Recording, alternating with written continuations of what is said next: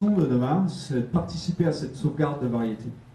Donc, on a vu tout à l'heure, je travaille à la sauvegarde du coq gaulois. Là, on va relancer cette idée de bouton. Et là, sur la partie graine, voilà le point de départ, la batteuse. Et je ne compte pas m'arrêter là. J'ai en ambition, après, d'aller sur des... Bon, pour le moment, j'ai une petite machine à huile comme ça, là, manuelle. Mais suivant la demande, je commence à travailler sur étudier une machine un peu plus importante en inox qui est capable d'avaler 20-30 kg de grains par heure avec les systèmes de stockage d'huile pour embouteiller.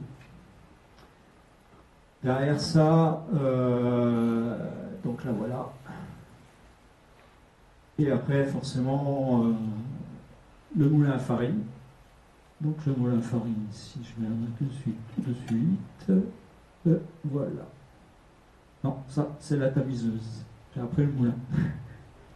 Donc, vous voyez, en même temps que de faire mes petits croquis, là, j'ai les photos, j'ai même une idée de mon prix.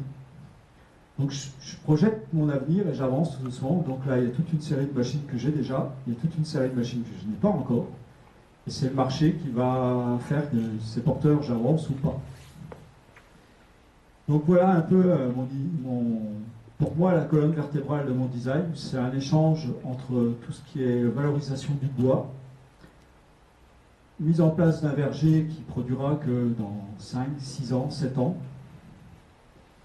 et la valorisation de la graine qui va avancer avec la prise de conscience, avec l'opportunité qui va se présenter. Voilà. En gros, les lignes de... Je vous invite d'ailleurs, là moi j'ai commencé à une collection de millets. Je vous invite pour prendre conscience de la valeur du grain, c'est Terra Millet.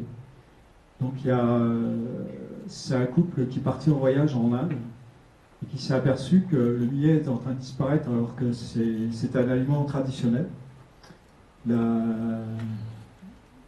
méthodes d'alimentation occidentale sont arrivées là-bas. Les hindous mangent de plus en plus de blé et de riz alors qu'ils manquent d'eau. Donc ils se sont rendus à forer pour irriguer leur riz ou arroser leur blé. Et dans leur esprit, manger du millet, c'est pour le pauvre qui n'a pas réussi à suivre l'évolution. Donc les millets sont en train de disparaître. Et pour les gens qui sont allergiques au gluten, le millet, c'est la graine que Monsanto se rêve de produire. Elle n'est pas malade, elle résiste aux sécheresses et surtout elle n'a pas de gluten. Pour nous, c'est ce qui est le plus intéressant. Donc j'en ai 12-15 variétés, des petits sachets. Et on va reprendre la même chose que pour les blés anciens. On va commencer à les multiplier. J'espère que demain, justement, mon échange avec l'agriculture locale, c'est permettre de commencer petit à petit à étendre les cultures. Et dans le même sens, je commence à préparer le terrain avec certains commerces pour essayer de remettre en avant au maximum l'économie locale, produire local, consommer local, et donc recréer un maximum de commerces en local. Donc avec une idée aussi d'un premier pas dans le sel, qui demain, une fois qu'il aura pris une bonne effervescence, ira, j'espère, sur une monnaie locale. Donc je vois peut-être loin, c'est peut-être un beau rêve, mais je pense que consommer local commence par des toutes petites productions, par des toutes petites choses, des tout petits gestes qui nous appartiennent à tous. C'est à chacun d'entre nous d'être le monde qu'on voudrait voir pour nous et pour nos enfants, pour nos descendants. Voilà. Bon, je ne veux pas trop m'étaler sur mes jardins et autres, parce que c'est en cours de construction, j'ai pas énormément de choses, mais c'était pour vous donner un peu une idée de mon design, de ma façon d'avancer et de voir les choses. Après, mon histoire de graines, elle peut encore s'étoffer, que ce soit les floconneuses, machines de floconneuses, que ce soit en sacheuse, et ainsi de suite. Donc c'est le marché qui va... C'est vous, c'est la région, c'est le commerce qui dira t'as raison, t'as pas raison. Et tiens-toi. Voilà, autrement, vous voyez, j'ai toutes mes petites rubriques, poterie, poulailler, mais les ruches. Donc je vais peut-être quand même aller faire un petit tour chez moi, quand même, montrer un peu. Donc là, aujourd'hui, je travaille avec, comme je vous disais tout à l'heure, la SCAEL, donc en jardinerie, et j'espère demain pouvoir ouvrir pas mal de marchés. C'est moins de 1 kilomètre, 2 kilomètres et demi de mon chez moi. Et je pense que pour changer le monde, pour avoir un impact, je pense que c'est pas la peine de se battre pour ce qui se passe de l'autre bout du monde ou de l'autre côté du pays. Je pense qu'il nous appartient à tous de changer et puis de contaminer ses proches. Et donc, du coup, j'étais agriculteur dans un système très conventionnel, même très intensif. Et aujourd'hui, j'ai refait marche arrière et j'essaye d'être rationnel et d'essayer de montrer un peu mon point de vue à mes voisins, à ma famille, à tout ce qui m'est plus proche. Je pense que tant qu'on n'a pas créé son noyau autour de soi, c'est pas la peine d'aller plus loin, quoi. Donc voilà un peu ma démarche. Donc autrement, mes cultures, je fais aussi beaucoup de... Jusqu'à maintenant, là, je travaille en traction animale, pour ceux qui sont intéressés. Donc je travaille avec une cassine de Promata, donc voilà le cycle pour ceux qui ne connaissent pas. Et je vais essayer de vous montrer la machine de base qui est ici. Donc là, c'est la mienne. Voilà, c'est un porte-outil qui peut être tiré par des bœufs, par un cheval, par des ânes. Moi, pour ma part, j'ai commencé avec une jument. Aujourd'hui, je suis avec 2 ânes. Je vais essayer de vous faire tourner. Voilà. Donc, c'est une machine avec c'est juste un porte-outil. À l'arrière, ici, vous avez un verrou qui vous permet de mettre une succession d'outils. Voilà un outil, donc un genre de canadienne, adapté pour les ânes, il n'y a que 3 dents. Là, c'est la directionnelle. Voilà une herse. Voilà attelé sur une remorque, donc une remorque de voiture. C'est des outils très fonctionnels. Moi, je trouve que c'est un peu comme un jeu de Lego quand j'étais gamin ou un mécano. Voilà un système en maraîchage où on rebute les légumes et en même temps on les désherbe, tout en grattant de chaque côté. Donc vous avez les dents qui grattent de chaque côté de la butte. Ces petits doigts là, ces petits trous qui tournent ici, désherbent entre les légumes et les 2 disques qu'il y a derrière remontent la terre. Voilà l'appareil équipé comme je viens de vous le montrer dans les légumes. Donc les doigts bineurs, les socles, les rasettes qui mettent la terre par terre et qui est remontée par les disques. Et là, on a toute une combinaison d'équipements différents. Donc c'est vraiment un outil malléable qu'on adapte à chaque tâche. Voilà tout un tas d'outils. Donc nos fameux doigts bineurs, les herses, les patins, les arrache-pommes de terre, les sous-soleuses simples, sous-soleuses à ailettes pour couper les racines, voilà. Les différents socs qui se mettent au bout des doigts. C'est un genre de canadienne. Pour griffer le sol, on ne le retourne plus, on le griffe. Et pour ma part, je pense que très vite, je vais oublier le travail du sol, parce que de plus en plus, je travaille sur le procédé de paillage. Et la problématique qu'il faut résoudre, c'est la matière première. Donc aujourd'hui, j'ai de la chance, je connais un élagueur qui peut me livrer des BRF. J'ai des voisins qui ont des potes de paille. Il y a un chiffre qu'il faut bien retenir. Pour faire du paillage dans un jardin, il faut 5 hectares de blé pour pailler 1 hectare de jardin. Donc vous êtes persuadé que vous êtes en train de jardiner bio, et si tout le monde se met à faire comme ça, la paille va être cotée en bourse, au même titre que le pétrole ou la céréale. Donc ce qui nous amène à se dire, il faut produire nos besoins. Donc j'espère que je vais assez rapidement trouver le schéma. J'ai réfléchi à cette problématique. Avec le temps, je vais essayer de retrouver mon projet.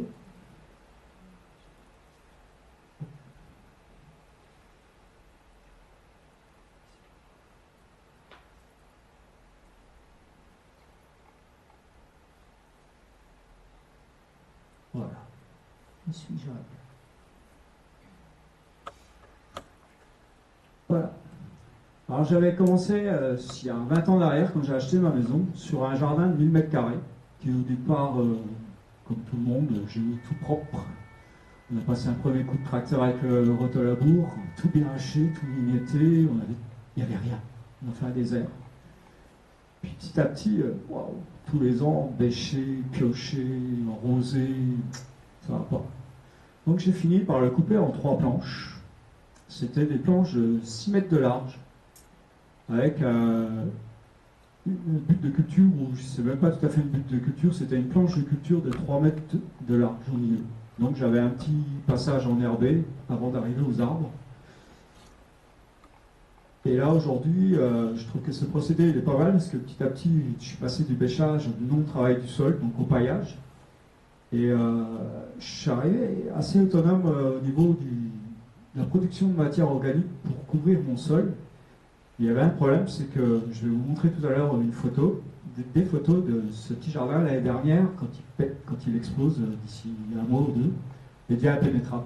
Parce que tous les légumes perpétuels, toutes les racines qui sont en terre, qu'on ne voit pas à l'heure actuelle, vont péter, vont exploser, et ça devient une forêt vierge. Alors je ne m'inquiète pas, hein, l'hiver fait son boulot, tout refane, tout retombe au sol, c'est nickel. Mais en pleine saison, au moment de récolter, j'ai des gros problèmes, parce qu'il me faudra plutôt la machette pour y aller, quoi.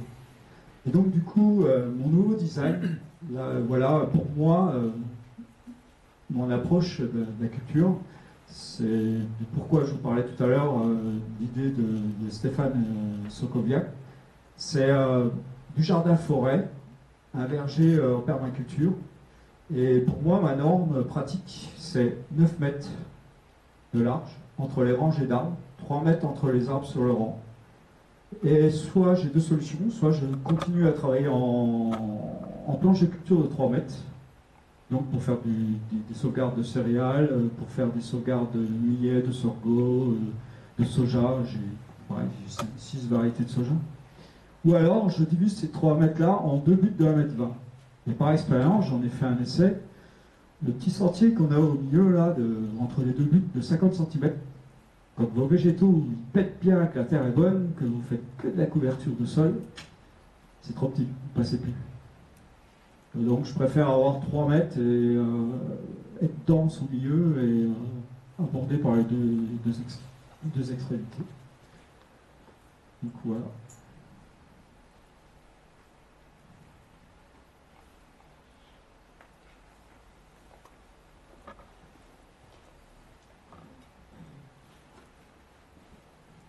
Je vais essayer de vous montrer là un petit bout de jardin.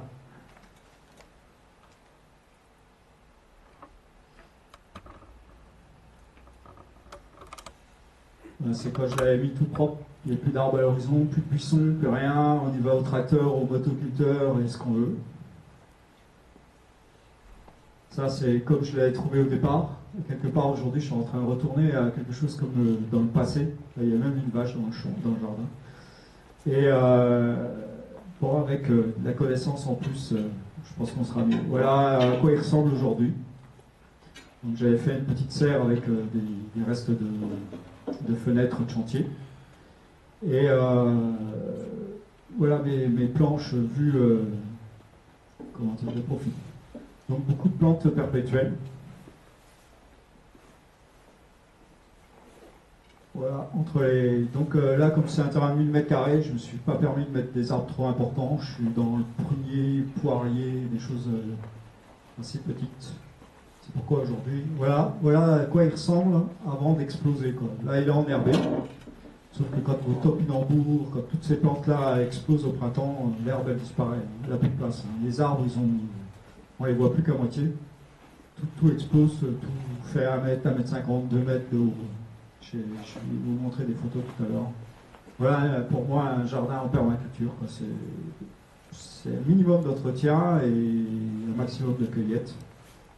Aujourd'hui, ce petit jardin va me servir à aller coloniser mes 3,5 hectares et entre autres, ce que je vous ai montré tout à l'heure dans mes zonages, j'ai à peu près 1 hectare, 1,5 hectare de projets de verger à étoffer. Donc toutes mes plantes, je vais les reprendre ici et chercher à les étaler et les continuer à les multiplier.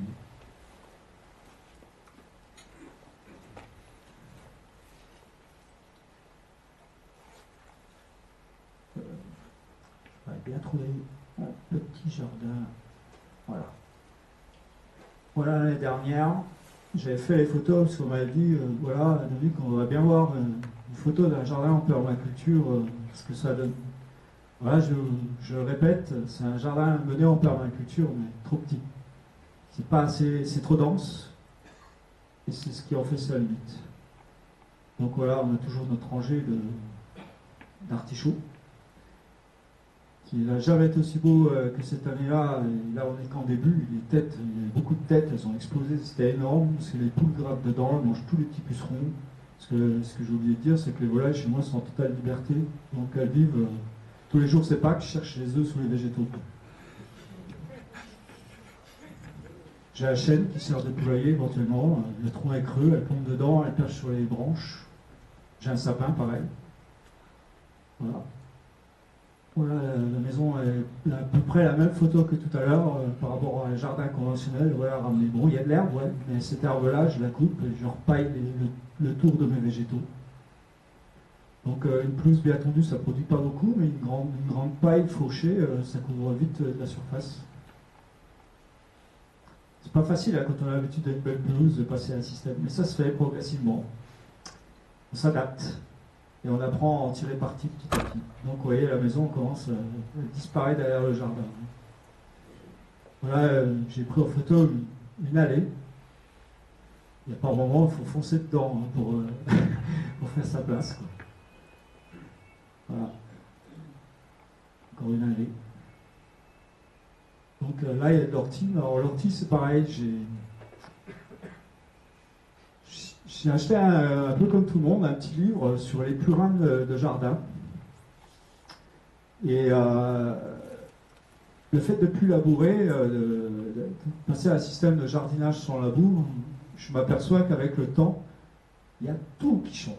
Toute notre philosophie, toute notre façon de penser, notre façon de nous alimenter, toute notre approche est en train de changer. Et donc du coup, par exemple là, je vois les orties, ça me fait partir sur ce sujet. Je prends un livre de purin d'ortie, de purin, soigner son jardin avec des purins. Donc les plantes qu'on utilise, c'est les prêles, les consoudes, les orties. Puis à y réfléchir, bon, ben, on récolte les plantes, on essaie de se fournir en plantes et les mettre dans nos jardins. Et comme on n'est plus dans un système de jardinage, de labour, ces plantes finissent par coloniser. Donc plus le BRF, plus tout ce qu'on ramène, ça devient très riche. Et donc du coup, c'est toutes des plantes qui sont heureuses, qui sont par les systèmes racinaires qui courent dans le jardin. Du coup, on se met à cultiver des légumes parmi ces fameuses plantes qui sont là pour traiter. Et elles ont un point particulier, c'est qu'elles sont minérales. Pour ceux qui connaissent l'alimentation crue, en fin de compte, manger du minéral, un bon légume, son goût, sa qualité, c'est son taux de minéraux. Le couple, comment ça s'appelle Bourguignon le dit parfaitement. Quoi. Ça a la couleur de tomate, ça a la forme de tomate, mais ce n'est pas une tomate. Alors que quand ça pousse dans du sol, la plante pompe les minéraux, et c'est tout ce qui fait la qualité. Pour un exemple, j'échangeais du pain sec pour mes volailles à un boulanger, qui lui, l'hiver, fait des petits gobelets de soupe. Et au bout d'un moment, il m'a dit, mais mes clients ne se trompent pas. Quand j'ai plus de tes légumes, les clients ils font tout de suite la différence. Puis il dit un autre truc, c'est qu'au fournil, les légumes, ils sont dans une caisse, ils sont même pas en chambre froide, et ils ne pourrissent pas. Parce que c'est du minéral, c'est pas de l'eau. Et pour revenir à mes plantes à purin, c'est toutes des plantes très fortes en minéraux, qui vont chercher en profondeur les minéraux. Et du coup, comme elles m'ont tout envahi, et ben voilà ma solution pour mon paillage. C'est la première de mes solutions. J'ai trop d'orties, je les fauche, je les couche sur mes buttes, sur mes espaces de culture. La consoude, l'idéal, c'est pas dans le milieu du parterre, c'est au bord d'allée. D'un moment, elle devient trop importante, elle gêne le passage, hop, on coupe toutes les feuilles, on les met en paillage. La prêle, c'est la même chose, c'est une plante qui est envahissante, vous la coupez, vous la remettez. Et au bout d'un moment, de toute façon, quand on a les plantes, on ne fait plus les purins. Notre sol devient très minéral grâce à ces plantes. Et pour moi, c'est ce que j'ai compris le gros avantage de ne plus labourer. C'est qu'on laisse la vie reprendre sa place. Et on comprend mieux comment se crée l'équilibre. Après, l'autre chose, c'est le côté cueillette. Le jardinage conventionnel, on prend 100% de la récolte quand il est l'heure, après le terrain il se retrouve de nouveau nu et on ramène autre chose.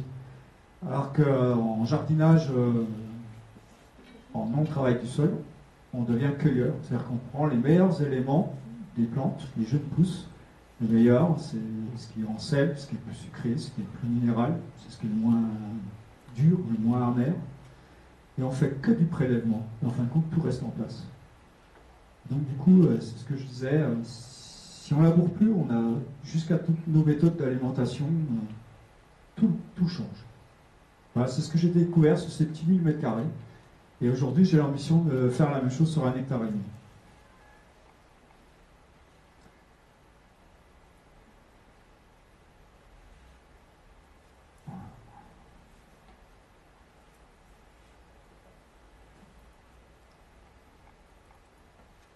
Là, je vais vous donner un exemple de nos fameuses racines, quand on ne laboure plus, comment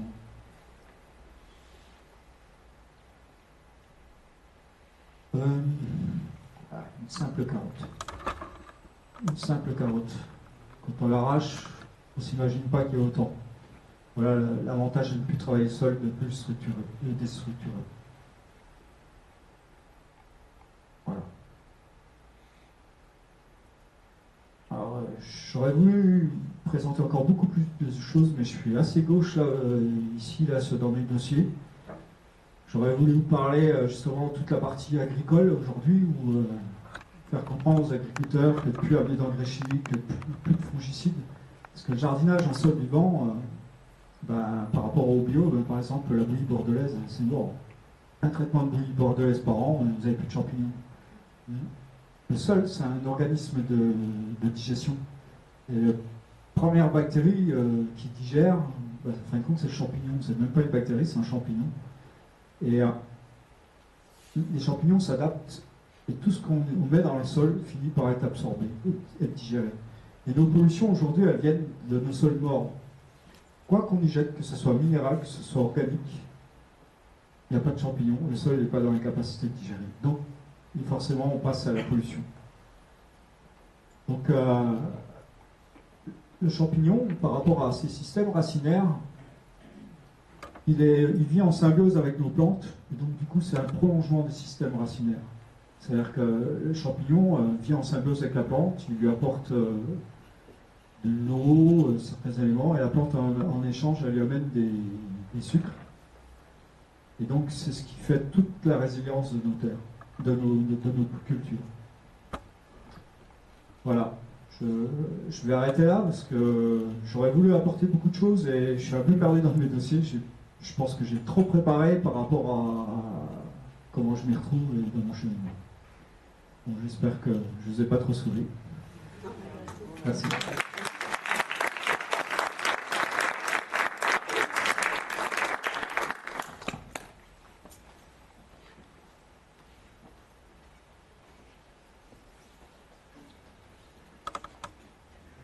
Merci beaucoup.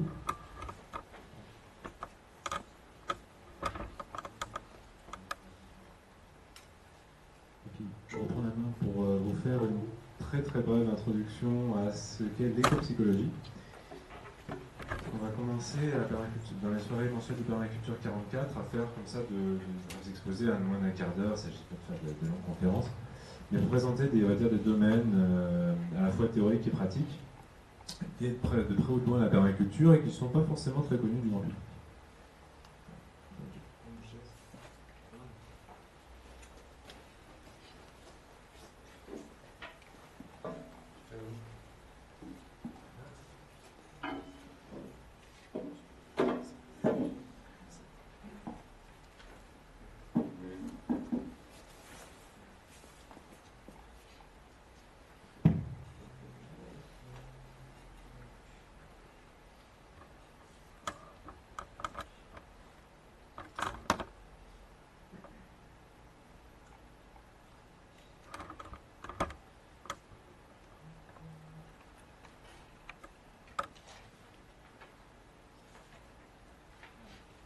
Donc, l'éco-psychologie.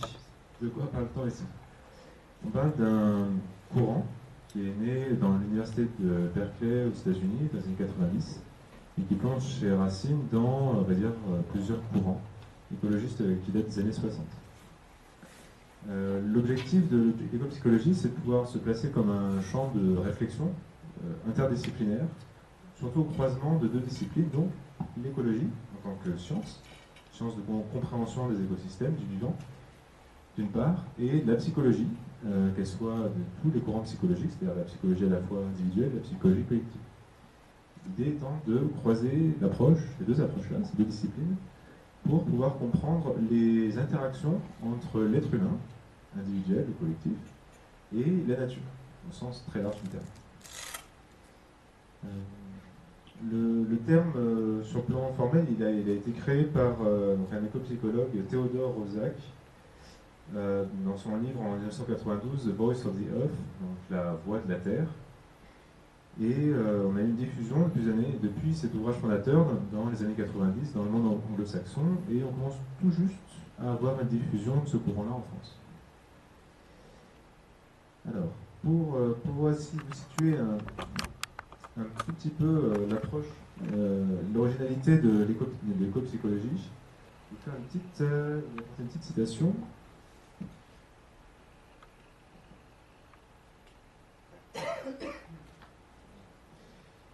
Donc, écrite par Linda Bezel dans un article publié en 1996. Vous êtes-vous jamais demandé pourquoi les psychothérapeutes posent à leurs patients des questions sur leur relation avec leur mère, leur père et leurs amis, sur leur travail, leurs médicaments et même leur communauté, mais disent rarement un mot sur les liens ou le manque de liens avec leur mère, la Terre?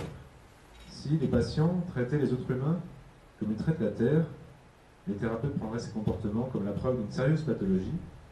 Ils seraient même légalement obligés d'informer les autorités. La plupart des patients en thérapie ne réalisent pas qu'une part importante de leur souffrance, peur, sentiment de honte ou de vide, peuvent être des réponses naturelles à la manière non naturelle dont nous vivons. La perte et la mort de tant d'êtres humains, vivants, la culpabilité liée à notre complicité individuelle et collective à ces morts, la détresse actuelle de la Terre, de l'air et de la vie des océans autour de nous et dans nos corps constituent autant de sources de stress. Parce que nous sommes inconscients des liens entre nos symptômes, des pressions de la civilisation moderne et notre mode de vie destructeur, nous nous trompons souvent sur les raisons pour lesquelles nous et nos clients souffrons autant. Les thérapeutes conventionnels peuvent nous encourager à parler de notre enfance ou à prendre du Prozac. Notre réseau de santé peut recommander 6 séances de thérapie comportementale, mais il est de plus en plus clair que ces remèdes ne traiteront pas la racine du problème. Par cela, cet auteur faisait falloir le fait que nous sommes, notre psyché est complètement conditionné, influencé par l'environnement dans lequel nous vivons, ce qui est très peu traité en réalité par la psychologie classique. Aussi, ce que propose l'éco-psychologie, c'est comprendre le processus historique complexe qui nous a fait retrouver aujourd'hui à cette situation actuelle. Depuis la situation de chasseurs-cueilleurs au néolithique qui était complètement immergé dans la nature, aujourd'hui on vit, en tout cas nous en tant qu'occidentaux contemporains, une déconnexion profonde pour la plupart d'entre nous. Donc, ce qui d'ailleurs l'objectif de cette reconnexion étant, enfin peut-être l'objectif en fait fondamental de la permaculture. Voilà. Très schématiquement, on va présenter ça comme ça. Mais comment en est-on arrivé là? Pour cela, je vais juste vous faire très très brièvement, encore une fois, faire un petit aperçu historique du processus qui s'est déroulé. Donc, on avait une population de chasseurs-cueilleurs, effectivement, chasseurs-collecteurs dans la période préhistorique, où la nature était vécue comme un territoire sacré, où les hommes cherchaient à vivre une symbiose à la fois sur le plan symbolique et matériel avec l'ensemble des forces du vivant. Et c'était donc les esprits de la nature qui étaient vénérés, c'est des rites permettait d'assurer le lien entre la sphère humaine et la sphère de la forêt, qui couvrait l'essentiel du territoire.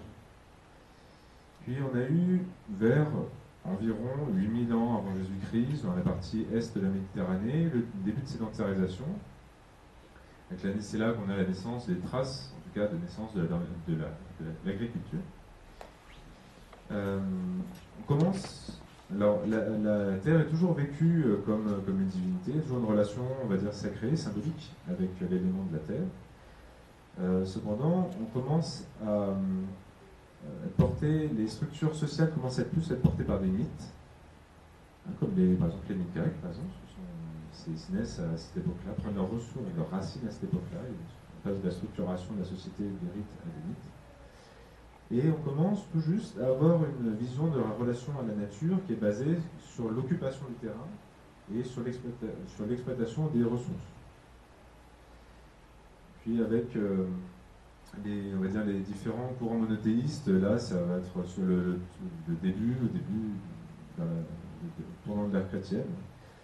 On a l'implantation du courant monothéiste qui commence à poser des séparations entre on va dire le divin et la nature. Par exemple, les textes de la Bible posent très clairement, dans l'Ancien Testament, une séparation entre ce qui relève de la sphère et de la sphère naturelle. Et il pose l'être humain comme étant déchu depuis le divin vers la nature. Il commence à avoir une transformation quand même assez profonde de la relation, notre relation avec justement la Terre. Puis c'est après, d'ailleurs la chrétienté, l'Église catholique va beaucoup, au cours du Moyen-Âge, surtout à partir du XIe siècle, elle va beaucoup combattre la forêt. Il y a beaucoup d'opérations de déforestation, par exemple, qui vont être menées dans le royaume de France. C'est à cette époque-là, par exemple, que naissent la profession de dompteur d'ours. Ça ne peut nous paraître anodin, ça n'est pas tellement en réalité, parce que le fait de ridiculiser, d'utiliser de façon comique cet animal qui était craint, redouté et vénéré par les rites païens, c'est une façon justement de ridiculiser ces rites païens et de renverser la relation de suprématie de la nature sur l'homme. Puis après, lors de la Renaissance, là aussi, la révolution intellectuelle de cette époque va aussi bouleverser profondément, déjà dans les sphères, on va dire, d'élite, et puis progressivement, c'est des idées qui vont être répandues dans la population, d'une approche très matérialiste du monde. Ça va être notamment développé par Descartes dans son fameux discours de la méthode au XVIIe siècle. Il pose très clairement le fait que l'homme doit se positionner comme maître et possesseur de la nature.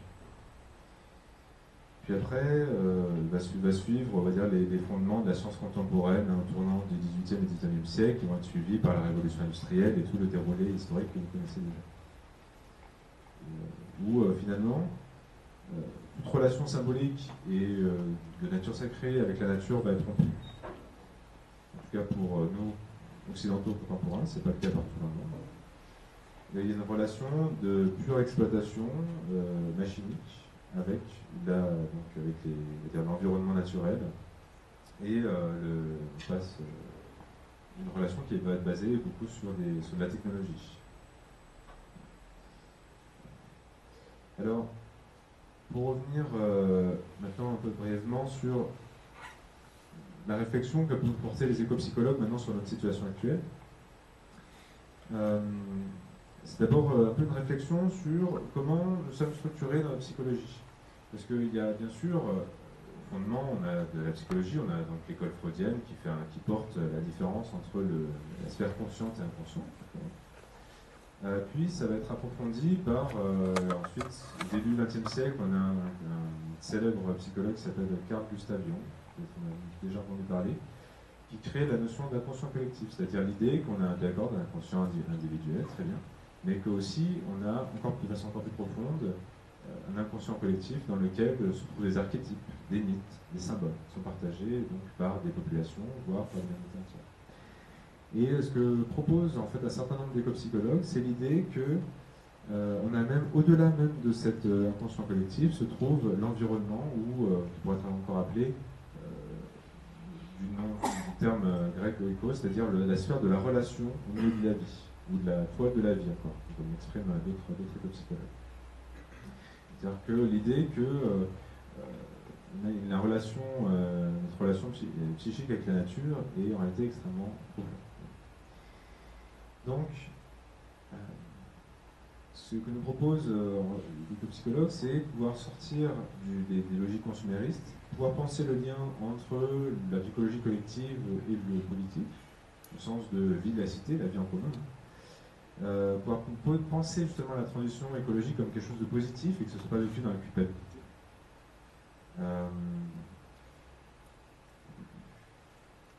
Pouvoir sortir de la peur de la nature et repenser notre rapport à la nature. D'ailleurs, à ce sujet-là, même s'il ne se situe pas formellement du tout dans une chambre d'éco-psychologie, mais tous les ouvrages de Pierre Rabhi offrent énormément de réflexions justement sur ce sujet.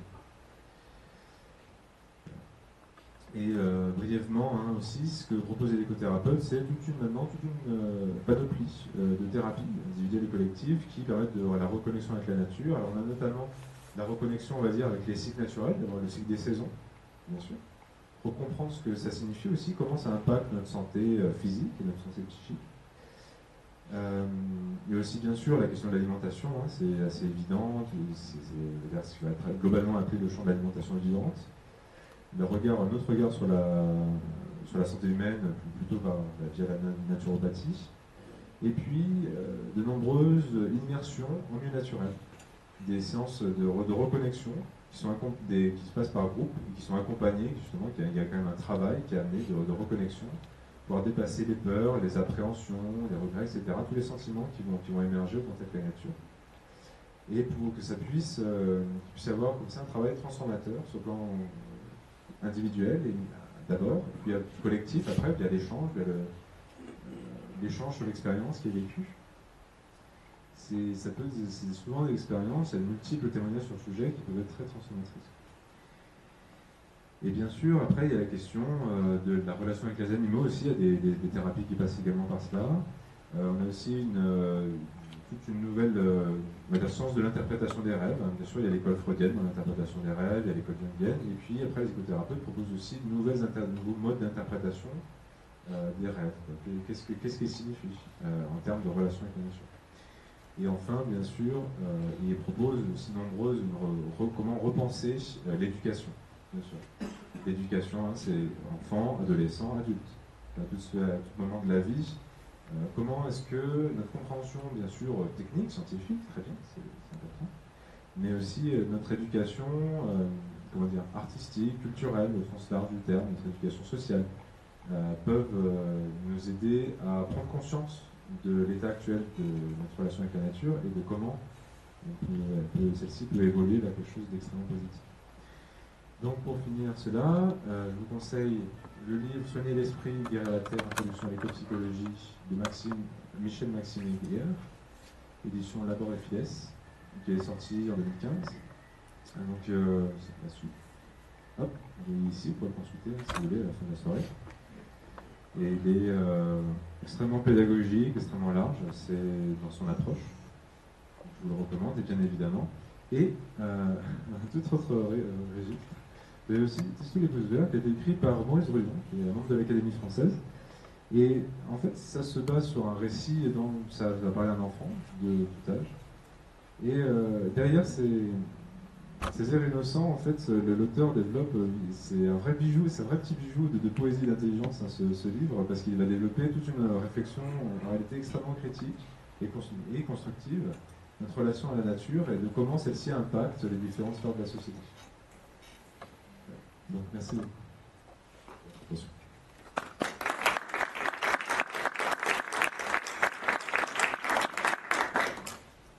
Ce que je vous propose maintenant, c'est qu'on puisse partir dans la partie forum. Alors, moi, je me chargerai de la partie, on va dire, introduction, initiation à la permaculture. Je vais, moi, personnellement, rester ici. Je vais prendre des chaises et vous placer ici. Il y a un cercle permacultivé dans son jardin, qui est animé par Salvador Détré. Et puis un cercle, on va dire, installation en ferme permacole ou projet d'autonomie individuelle ou collectif, qui va créer et se mettre dans un cercle de discussion. Ouais, on va pouvoir se dispatcher. Tu peux rappeler Alors ici, c'est le cercle initiation et introduction à la permaculture. Là, c'est permacultiver dans son jardin, donc tout ce qui va être comment est-ce qu'on peut faire la conception design, quelles sont les techniques, etc. les sujets de la technique.